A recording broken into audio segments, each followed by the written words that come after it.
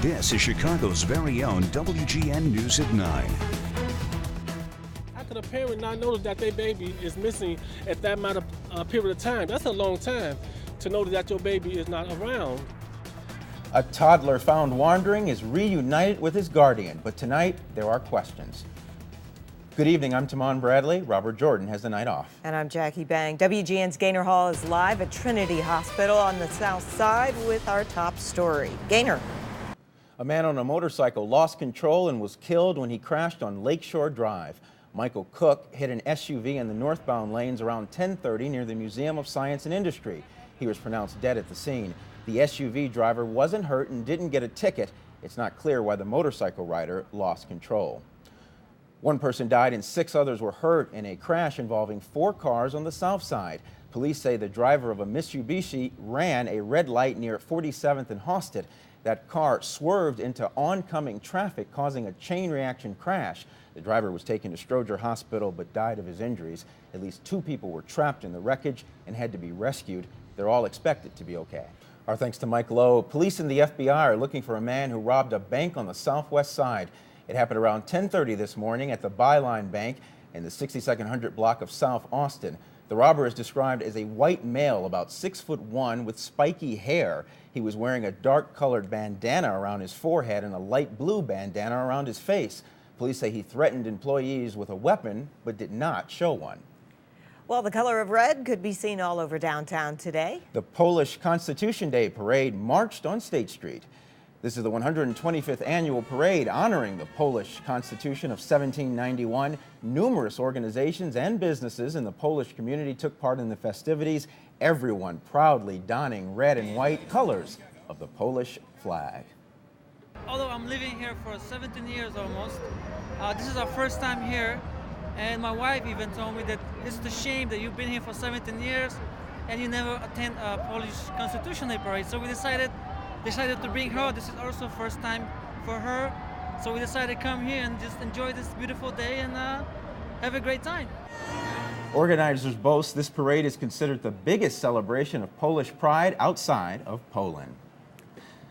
Well, tonight's Powerball jackpot now stands at $415 million. Oh, that's the largest. More charges filed against a federal officer who police say went on a shooting rampage starting Thursday when he killed his estranged wife. 2 others were killed and several others injured during an intense 24-hour manhunt, Reed Binion reports.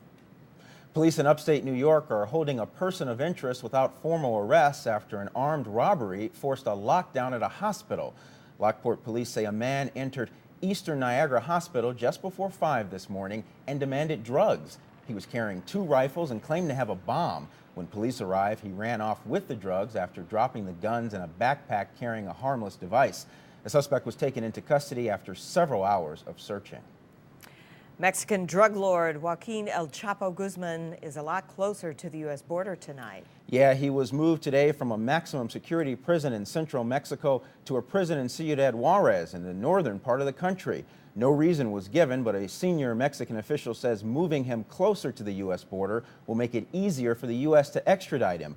Guzman's attorney says he was not notified his client would be moved. If Guzman is turned over to the U.S., he'll first be sent to New York to stand trial on federal charges. President Obama delivered the keynote address at Howard University's commencement ceremony today, imparting to the mostly African-American graduates some of the lessons he learned in life. He told graduates the country is a better place today than it was when he graduated from Columbia University in 1983. However, Mr. Obama also pointed out the racial, gender, and justice gaps that remain, referring to civil rights abolitionist Harriet Tubman, who will now be honored on the $20 bill.